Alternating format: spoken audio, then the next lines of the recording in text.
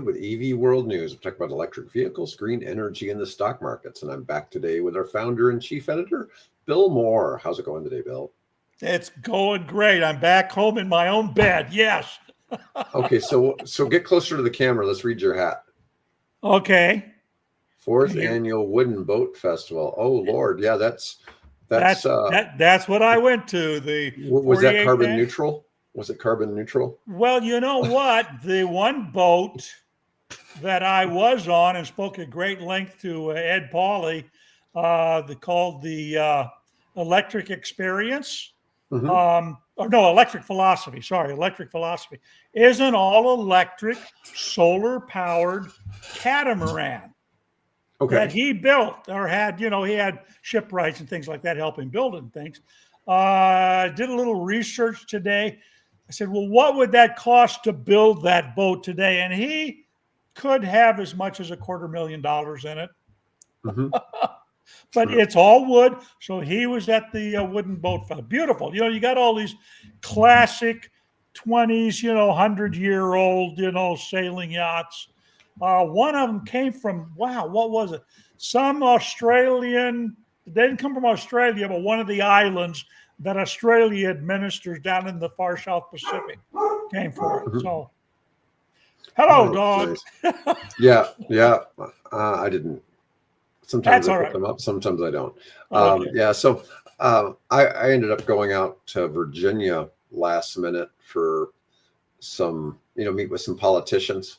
I was at an event with Governor Youngkin, and that, of course, that was the day Charlie Kirk got shot. Yeah. And so there was a lot of discussion about that. And, it's always really sad to see something like that occur, regardless of who it is. Just such a very public person. Anyways, so we didn't have a show Wednesday or Friday. So anyways, hopefully get back a little bit on track. We still won't have one on Friday this week. I'm traveling again. It's just that time of year for me.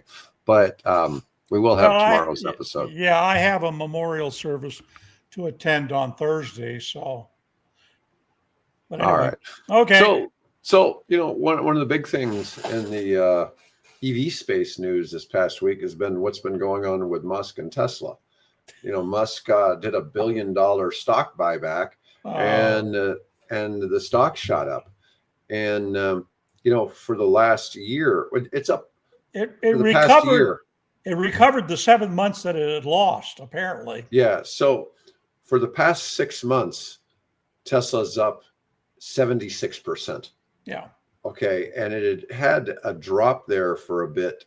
It gained after the election, or around the election time, and then it fell when he started getting involved in Doge. Yeah. And then now it's rallied to, it's not at the highest. It's at about $421 right now. Was it 436? The thing with Tesla that's hard to figure is they keep having these stock splits, so you never really can compare with the highest. Because I'm thinking at one time, wasn't it about $1,000? Oh, I don't know. I don't. I mean, but they keep having the stock splits, so the price is adjusted on the charts for all the stock splits. Yeah. Anyways, it's really close to its all-time high. So it's only $10 below it. Having been in Seattle for a week, and there are Teslas everywhere. You can go nowhere, at least in Edmonds and Linwood and, that whole area around there, Everett and so on. You can't go anywhere without seeing dozens. I would dozens of Teslas. I would bet in some of those areas, it's probably the best-selling car. Oh, absolutely.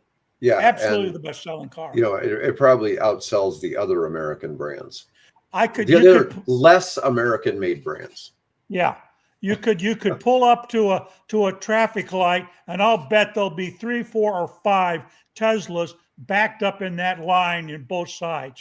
Just within a few hundred yards of each other. It's not something we see here in the heartland. Not what we see here in the heartland. No. Very clearly, Tesla and Musk has won that part of the Pacific Northwest without a question.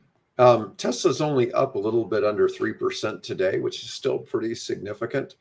Um, but looking at like it's up 25% just in the last month, and that's just a big gain. And then I, so yeah, much year.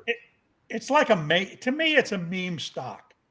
It's just it has no real relationship to what the automobile industry should be. But then again, they're not really an automobile industry. At least that's what they hope they project as. Yeah, They're into robots and they're into space right. and they're into boring tunnels and they're into selling, the odd bottle of tequila every now and then. It's just Yeah. Well, the thing is, Musk would tell you they're a technology company that just happens to also sell cars.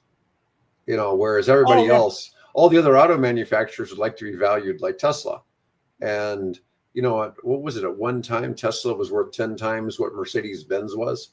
And it was just crazy. It was like, hey, maybe Musk should buy Mercedes. And what's interesting is it isn't the cars. I mean, the sales just keep falling here in the U.S. and also, particularly over Europe.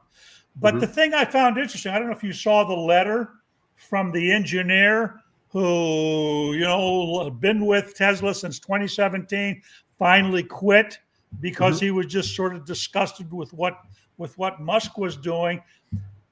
That particular point, the particular engineer didn't work on cars. He didn't work on SpaceX. What he worked on was Tesla's energy trading platform. Oh, wow. What? They set up a platform to sell power from the electric cars plugged into their superchargers to sell that into the energy market. What? When did they start doing that? Well, obviously about 2017 when they hired this guy for the first time, and he was their first employee they hired in Europe for this particular Tesla energy trading, or whatever the official name is. Where are they doing this at? In Europe. So we've discussed this before. So I know that you can't use a Tesla for V2G in the United States. Are the cars set up for that over there then? Apparently, they're doing something over there. If you go, it's there's a link to the few links down on EV World on the RSS stream part that will one is a link actually to his letter that he published on LinkedIn, and the other is one of the news reports about it. But basically, he's explaining what he did and the part of the business he was in. And from what I've heard and read is that that's the part of Tesla that's actually making them the money, is the energy side. Either it's building the big energy grid storage units, or in this particular case, now they're selling that energy into the market. Now, to backtrack a little, I may have to correct myself here. It may be that they're not selling it actually out of the cars, but they're selling it out of those energy. That's probably what they're doing. They're selling it out of the big storage, the battery storage units. That would make sense. That would make more sense. Yeah. Yeah, because I was just sitting here trying to think, how would they be working that? Because we do have you have a big article on V2G that I want to discuss today, but that would be kind of a surprise to me. But we've talked about this, how that's ultimately electric vehicles could be a solution to energy problems for the grid. Yep. Because of because of V2G, and the average person doesn't really realize that big battery in the car could be used to power a whole bunch of homes at one time for a few hours, while the grid is low on energy in the early evening, and then it can be charged back up when energy is damn near free in the middle of the night. Yeah. Yeah, while I was on vacation, I was working because I wasn't always at the boat festival, but or going to the premiere of Downton Abbey grand finale. So one of the things I did was an article dealing with the energy transition. What makes sense for our energy transition? And one of those steps is to incorporate vehicle to grid charging into the grid. So Yeah, that's an approach that we have to take. It's not a question of should we. It's a question of we have to do that. Yeah, well, it's going to happen. We know that's going to happen. But I thought that was kind of interesting about the guy. I thought it was going to be more of a complaint about the new pay package for Elon. So what the new pay No, package? no, So he doesn't. He doesn't. He thinks that Elon has betrayed the ethics, the mission. I guess a better word, mission of Tesla, with what he's done in the last 6 months or so. He just interesting. got fed up with it. So, Well, everybody's entitled to their opinion. If oh he sure, he can vote with his feet, right? and he did. And he did. Yeah. So Tesla's board has approved that if Musk can get the value of Tesla up to $10 trillion, which that's about the total of the three largest companies in the world combined, Yeah. then they'll make him a trillionaire. But I think he'd be a trillionaire anyways, because he already owns more than 10% of the stock. So if they got the 10 trillion, I guess they're throwing him an extra This trillion. is just, I mean, you think about that. 1,000 billion. billion. Yeah. And a billion is 1,000 million, right? Yeah. I mean, it's just like, it's incomprehensible. And frankly, really, do you need $1 trillion? Come on.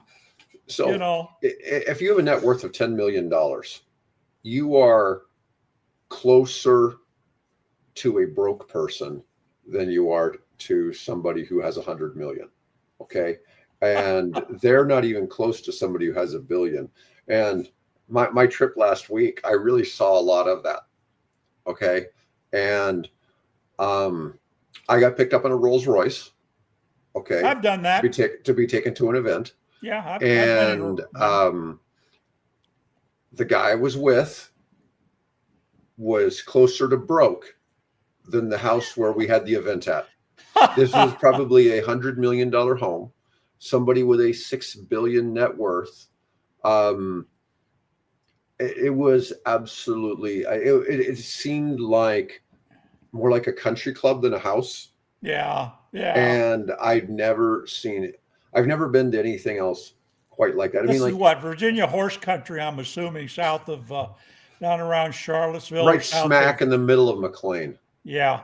Oh, okay. Yeah. I mean, McLean, really. We know what's in McLean, don't we? Yeah, we do. We do know what's in McLean. Yeah, I'm reading a book that thick right now on the history and the people behind the Central Intelligence Agency. Boy, is there a story there! But yeah, I was brought in to sit and have a discussion to talk about SMR nuclear energy with about 20 politicians. Okay.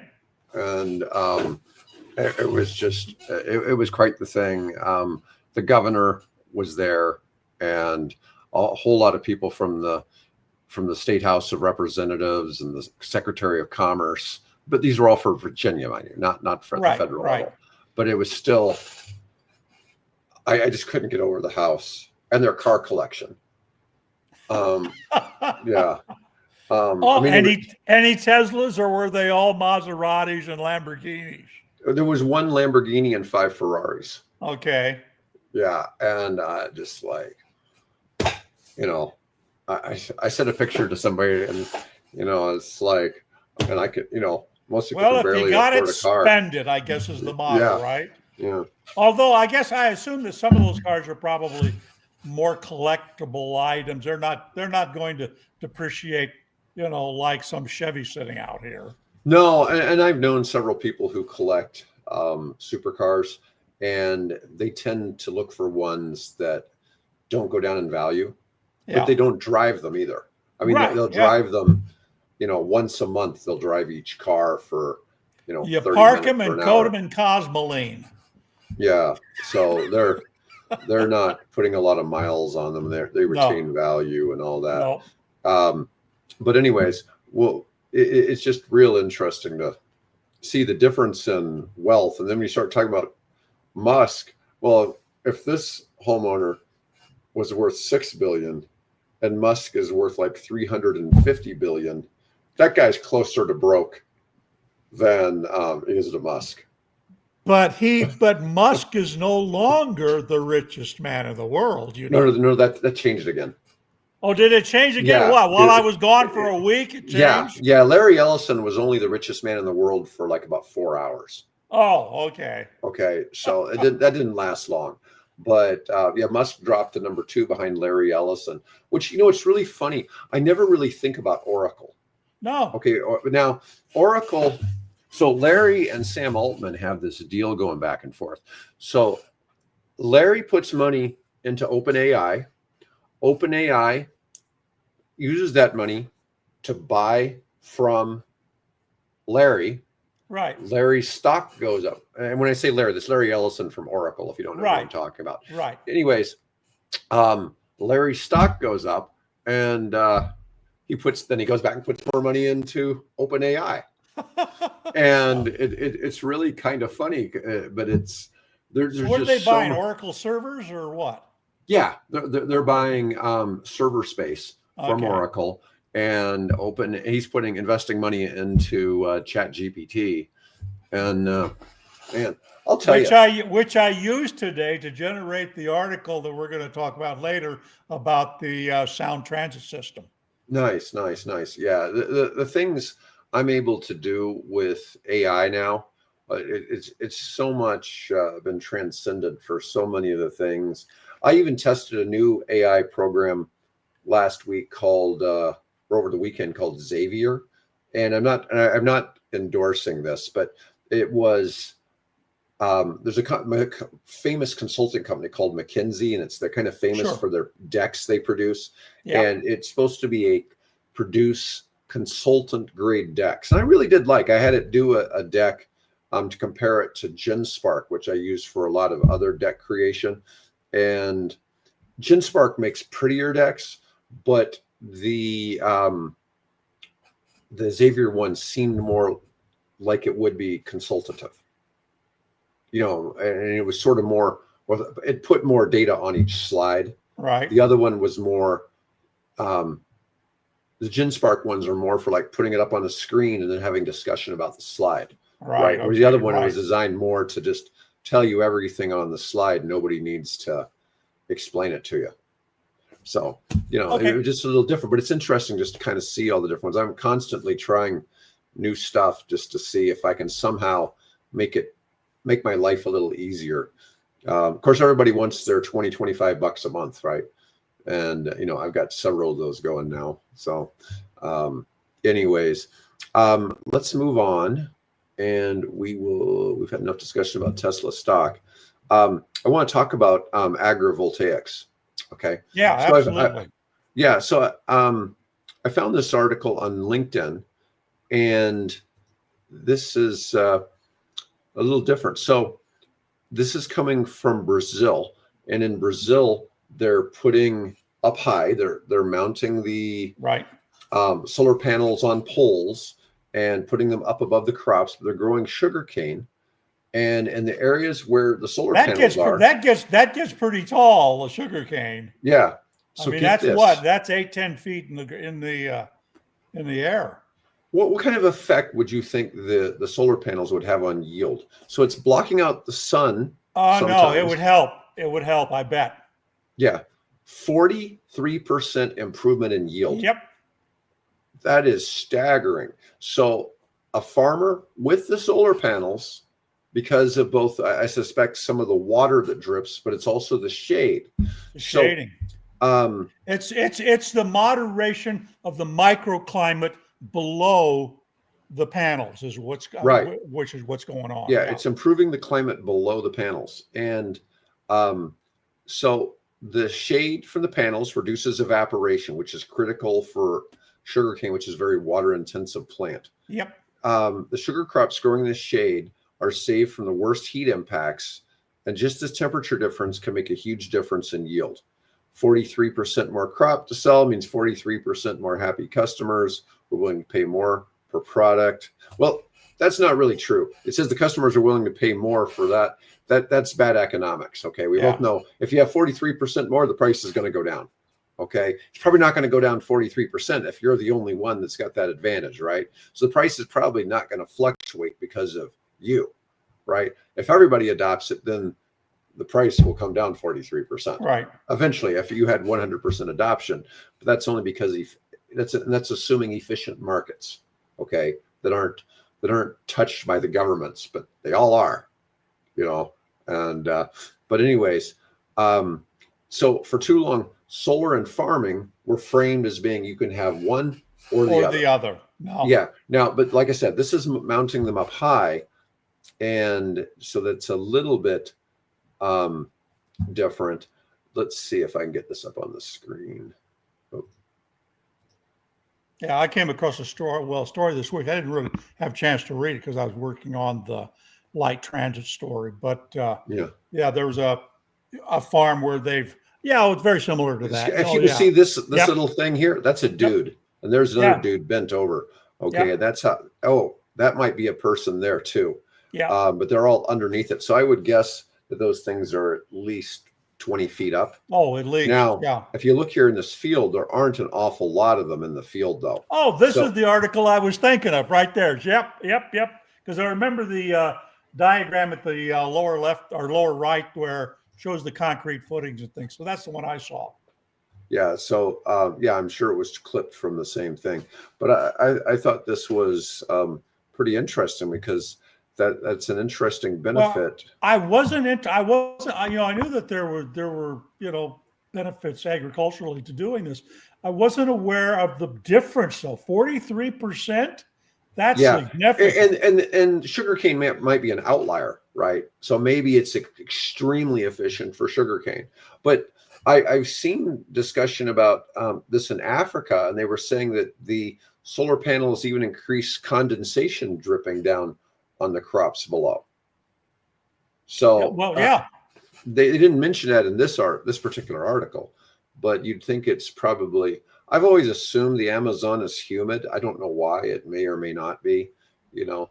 Well, it depends. I guess it depends on how close it is actually to the Amazon. You know, obviously, what they've done, they've gone into a lot of these areas. They've clear cut the jungle growth that was there, and then put sugar cane in, or in some cases they put grass in and graze cattle and things like that. Yeah. All right. Let's go ahead and switch and talk about Seattle. And let's see. We got this great big picture. Here's the model for the article there. Ta-da! That looks like AI to me, Bill. No, it's not. He's even wearing the same hat. Yeah, I'm wearing the same hat, different shirt. This is on our way to the airport. Yeah, good picture, Bill. Good picture. Sunday afternoon. Okay, so when I think of the Seattle transit, I remember last time I was there was probably about 8 years ago, 6 or 8 years ago. Last time I was in Seattle, and I remember people all talking about what a financial catastrophe that transit system had been. But now I guess it's all complete now, right? No. It's now about 43 miles or so. What they have is they've got two lines. They've got what's called the red line and the green line. The green line is the one that runs from Linwood, which is near where we were staying, down to Angle Lake, which is which is like the next stop below SeaTac, the airport stop. Okay. But then there's a newer line that's been built called the Red Line or number 2 line, which runs from the center of Seattle, from downtown Seattle, goes across Lake Washington, and then links up to Redmond. Now that's not open yet because they had to build a special bridge across Lake Washington, and they've got that bridge done. And here earlier, right around the 1st of September, they ran the first train. It's a floating unlike if you've ever been out to those people familiar with the Olympic Peninsula and Port Townsend, when you drive up on Highway 104, you go across what's called the Hood Dam floating bridge, Hood Channel. Sorry, Hood Canal. Anyway, it's a floating bridge that links the part of the peninsula that is where Port Townsend is with the southern part of that peninsula. So they've done the same thing, although they've had to, obviously, because now we're talking a train with 6 or 8 cars, crossing that. It's also a highway. So they had to engineer that, and they just put the first test train across that bridge successfully. They're going to start trialing it. And eventually, when I think they're comfortable with what they've engineered and it doesn't sink or whatever the possibilities might be, they're going to take and then open that up. So you'll be able then to go from downtown Seattle, you'll be able to go up and it'll terminate in this center town of Redmond, which, by the way, is where my daughter and my wife and I went to go see Downton Abbey grand finale in that big theater that's there in the center of town. So nice. Yeah, so I read some of this. So it's only powered with clean energy. It's carbon free. It's most half comes from hydroelectric, 22% from wind. There's no nuclear or fossil fuel used to power the trains.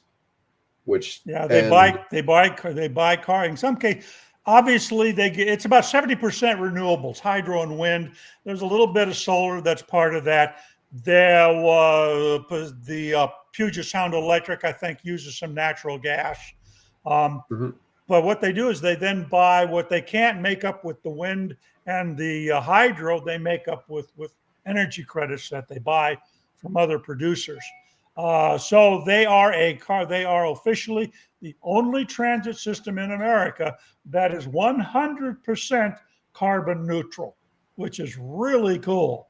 And and pardon my French, I can say that because we don't have FCC. It's a damn good system.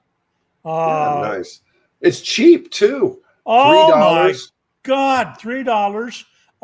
But I have to go back there to get my Orca pass, and I won't do that. But I've got an Orca pass, and because I'm a senior, I get to travel on it anywhere on the system for $1. How old do you have to be to qualify, Bill? 65. 65? Or you have to be 65, or you have to be disabled. If you're disabled, you also get the same rate. Kids, I think I forget what it is, under 4, no, maybe younger than that, but kids travel free. I'm emotionally disabled. Do you think they would accept that? You'll be around long enough, you'll qualify. Yeah, but it's my daughter wanted to. I have, ever since we've gone out there. We started going out there about 4 or 5 years ago. We have to get to my daughter's place. We have to take the 5, right, into Seattle, and then through crowded, congested Seattle, and then on up north towards Everett. And I see this thing being every year, a little more of it being built, and God, I can't wait till I can ride that thing. Well, just earlier this year, they finally finished the Linwood station, which is right in the heart of downtown Linwood. And my daughter said, hey, we're going to do an experiment. We're going to go buy you guys an Orca card, right? Because you're senior citizens. And then we're going to take a test ride from Linwood to downtown Seattle. And then we're going to get off. We're going to have lunch there. We're going to go over to Pike's Place, famous, market down there for tourists. Then we're going to go downstairs. They've just finished the waterfront to it. So now you can get there with nice, really pleasant walk down through gardens and all kinds of things. And then you get down to the marina level on the waterfront. And they've just done a hell of a nice job with it. And then again, of course, so that was our test to go down there. And after doing that, I said, okay, our daughter has typically hired us a black car, or she's driven us. and God, at least 3 hours of her time, as well as all the gas. And I don't know what a black car cost her to do that, which was really generous of her. But I said, you know what? We had a successful run down there. It can't be much longer to get down to the airport, because when you go into SeaTac, you can see the trains. They're running by every 5-10 minutes, something like that. And I said, we're going to go back by train. You don't have to. All you got to do, to my daughter, I said, all you got to do, hon, is just drop us off at the terminal and in Linwood, and we're going to go from there. 1 hour and 32 minutes, something like that. We were inside and checking into our flight on Alaska. Now, so I thought, and it cost us $1 each, I'm going to tell you, Bill, I've had some wild experiences in Seattle. So for starters, car rental experience at SeaTac, you have to take some shuttle train to the car rental terminal. Just to the car rental, yes. And the not the car rental fee, but the taxes for the airport for the car rentals are like $90 a day. Oh, yeah. It's like the most expensive in the United States. And if you can take this and go down somewhere where they could put another car rental place for $3, that would be the ticket. That would really be the thing. That would be the ticket. Nick, you can, the thing from there goes south. But, obviously you want to probably put it north, because most passengers are going to be going that direction anyway. Yeah. But I just, I'm enamored. I could sit there. I had when we weren't underground, and about 25% of it's underground. Once you get into Seattle, that's all like a subway. And then once you get out around the stadium, then it's back out in the open again. So the parts where I was open, I got my phone out and I started clocking us. And there were stretches below Linwood where we were hitting 55 miles an hour.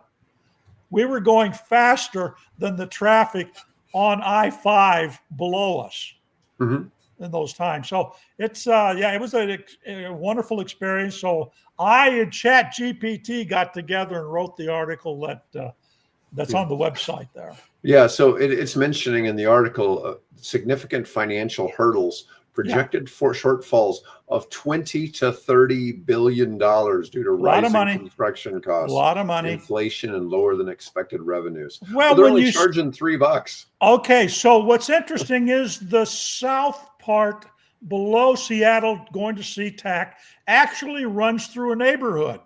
I'm sitting there and I'm looking out the window, and here's this person passing me in a Hyundai SUV. When did this happen? Because up until this point, it's all, north of Seattle, it's all kind of elevated.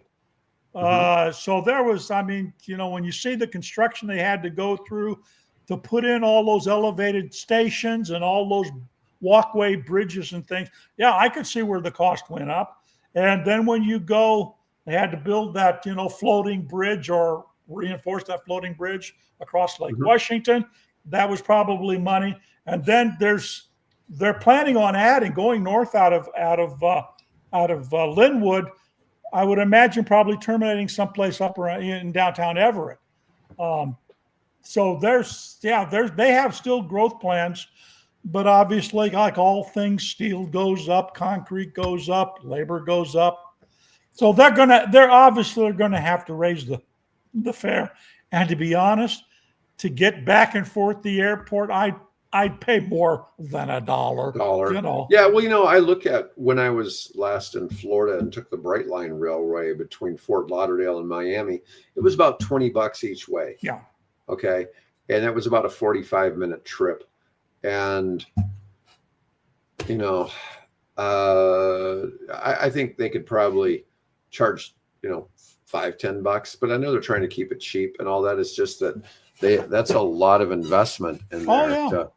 And not a lot of revenue coming back in. Let's see what to talk about next. So it was a good experience. I really enjoyed it. All right. Everybody loves the yellow school bus, right? So an organization called ComEd, and that's Chicago, it looks like. Yeah. Commonwealth Edison. Commonwealth Edison. It's a power company. Yeah. Announced the start of its vehicle-to-grid charging pilots testing phase with 3 Illinois school districts. And for those of you who don't know, V2G is vehicle-to-grid, meaning that the vehicle is capable of sending energy back into the electrical grid to be used when the grid is short on energy, and then the vehicle will be charged back up like in the middle of the night when energy is super cheap. So it's basically giving the school district an opportunity to use their buses to arbitrage energy and help pay for the school buses. But at the same time, it load balances the grid. So some of the challenges with the grid are, there's not enough electricity. Well, this is going to help.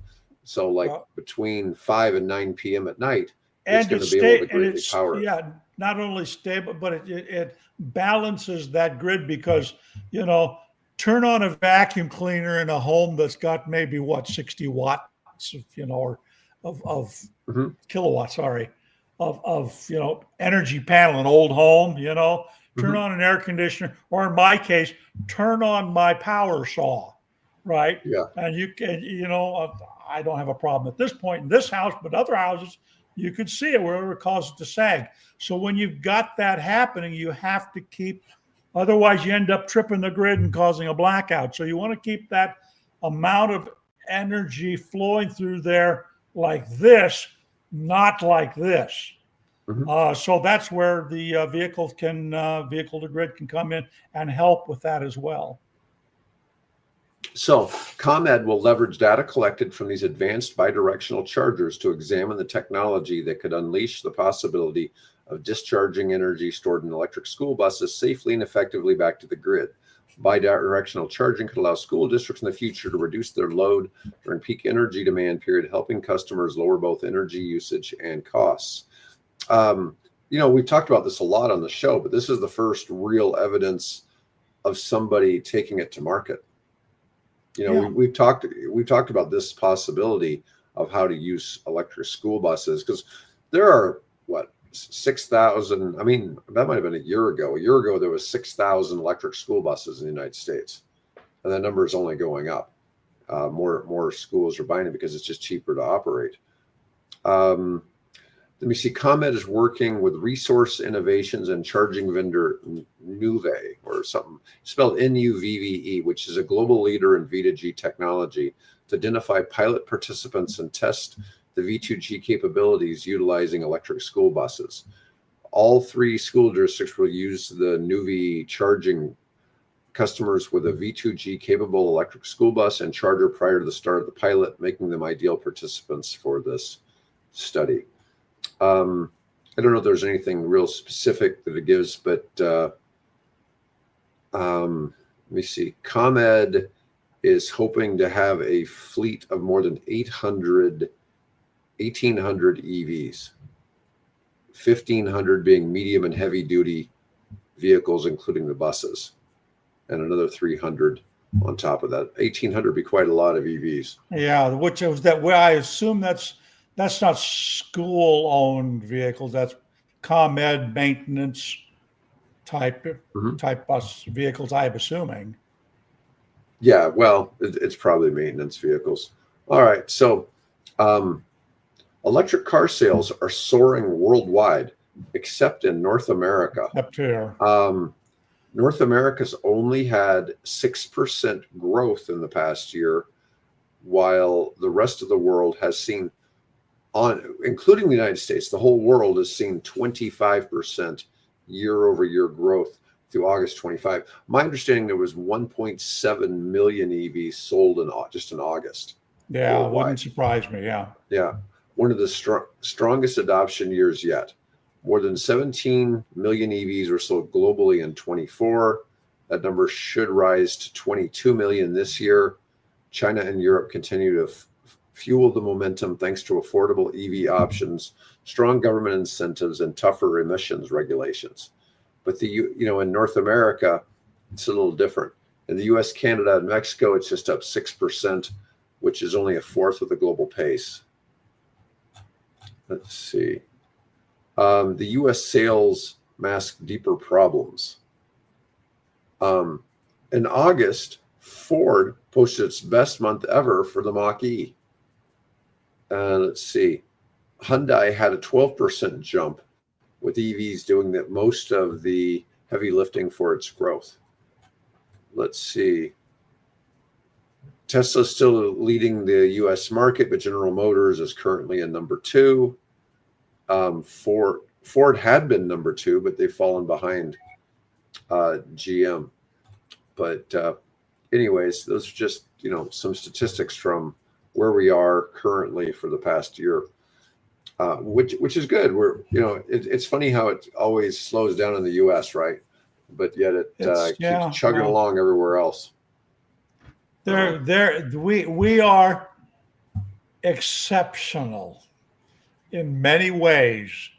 Some of them really good, and some of them a little disappointing, to say the least. So I don't know.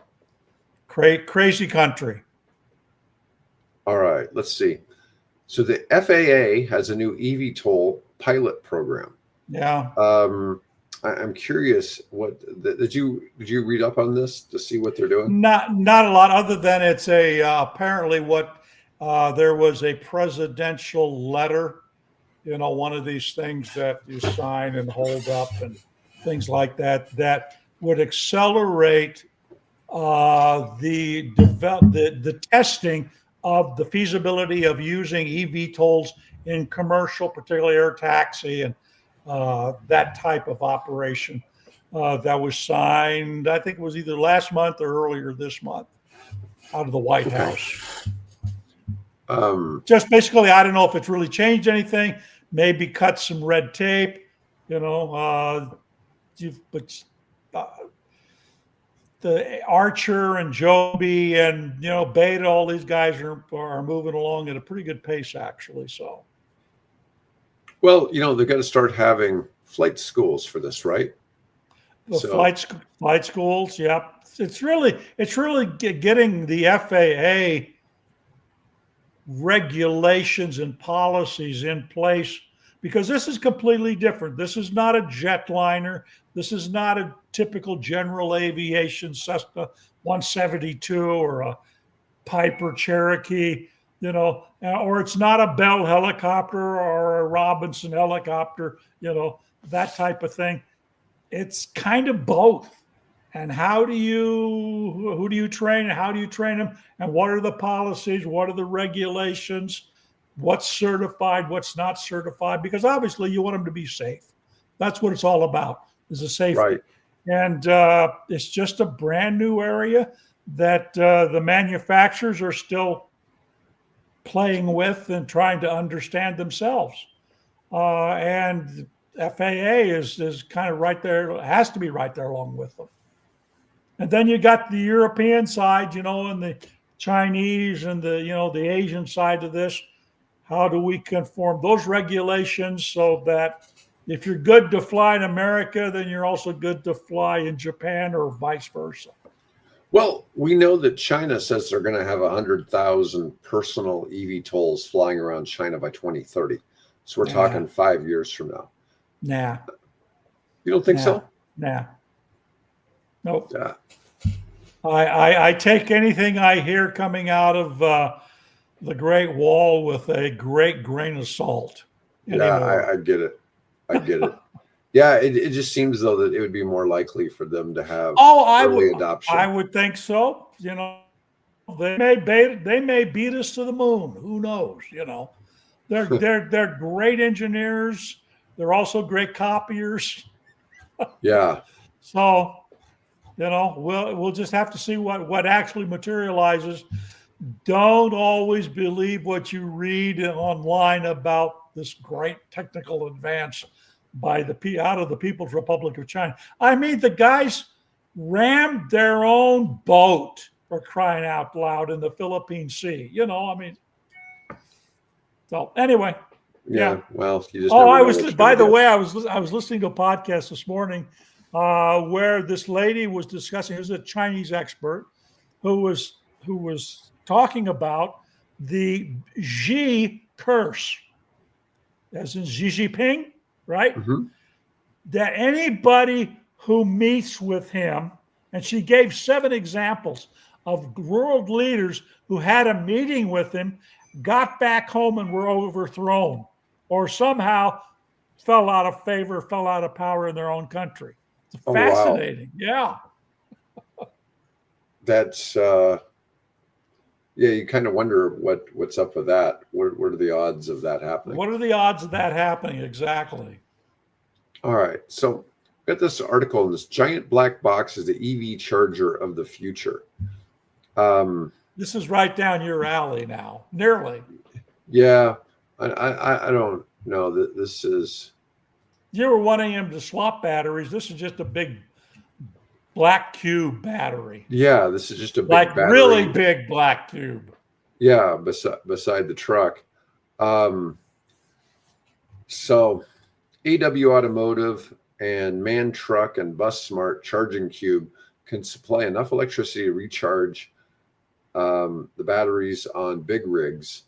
It's able to supply 400 kilowatt hours of power on its own and 1,000 kilowatts when connected to a megawatt charging system. The cube has a battery pack that can be recharged in as little as 4 hours when connected to a 630 amp power source. That's a lot of juice. That's a lot of juice. Yeah. Um, As long as it's parked next to Three Gorges Dam, it's good. There you go. Yeah, well, is that even running right now? I have no idea. They're testing, whatever that means, running small loads through it, examining the electronics, and circuitry and testing that. I don't know at this point. I still think for tractor trailers, battery swap is going to be the way to go. It's going to take a long time to charge the enormous batteries on tractor trailers. It would make so much more sense just to let them drive in, swap out batteries, and be on down the road. We need some standardization of batteries in trucks to make that work. All right. Last story today. A company called ARC announces a $160 million deal with Curtin Maritime for 8 hybrid electric tugboats. So it's calling it hybrid. They're electric, but they also have batteries. So I guess that's what they're calling hybrid. Let's see if there's much information on the 8 tugboats. And I can talk about the ferry system in Seattle. And I actually talked to one of the crew members because the Seattle Transit or the transit system has 4 electric ferries on order. Nice. These are not hybrids. These are electric. Now, I'm assuming they'll have some kind of an emergency backup system on board. But they're working. They've got an order placed in there. They are testing. They've got 1 hybrid electric ferry already in operation, although apparently they've been having some teething problems, according to this crew member. So we could see maybe the next time, several years from now, when they get them built and get them on the water, we could see, those, we could see the ferries that I went across the Puget Sound in. We could see those being electric powered. The holdup apparently isn't so much the ferries themselves. That's pretty understood technology, but it's getting the charging systems in place at the various ferry landings that they have to develop. Once again, battery swap. Just seems like that's a little hard on a ferry that holds 200 cars. Yeah, I get it. 6 megawatt hour battery buffer. So what we need then is we need a system, an inductive charging system, that when you roll onto the ferry, there is an inductive plate below your car. Yeah. Sucks energy out of your battery in your car to power the ferry. And they'll pay you to ride the ferry. Yeah, that actually would make a lot of sense if you could, V to G all of the vehicles, all the electric vehicles on the ferry to help. And there were some. There was a Tesla in front of us. There was a Mach-E over on the other side. So we had, there are, like I said, it's Seattle. There are Yeah. EVs everywhere. You can't miss them there. So yeah, that would make sense. Yeah. Yeah. It's kind of interesting to see where some of the technology is heading in the EV space. Like I say, we're not just talking about cars. We're talking about No. trains, planes, boats, mopeds. You name it. Mm-hmm. What if they had a system, instead of inductive charging, you could opt. So you get in on the ferry, and there's a cable there, and you can take that cable and pull it out of the reel and plug your car in, and they discount the charge. Of course, it costs. I mean, it's like $5 or something like that to take your car across on the ferry. It's like nothing, you know. So I don't know if it'd be worth it or not, but maybe pulling that power out, they'll give you, give you a little bit of a break, build up credits on your system, so that next time, once you get to a certain, you've contributed this much electricity, now your trip's free. They can do that because they've got all the information, the Orca card. I take my Orca card and I put it, it's kind of like about that. Yeah. And I just put it over the RFID reader, and bang, it lets me on, and it tells me how much money I still have on the Orca card. So they've got all that technology already. All right. Well, Bill, that's all we had to cover for today. That's plenty. I'll be back with Mike Herzog tomorrow, folks. I want to say thanks everybody for watching, and I'll be back tomorrow.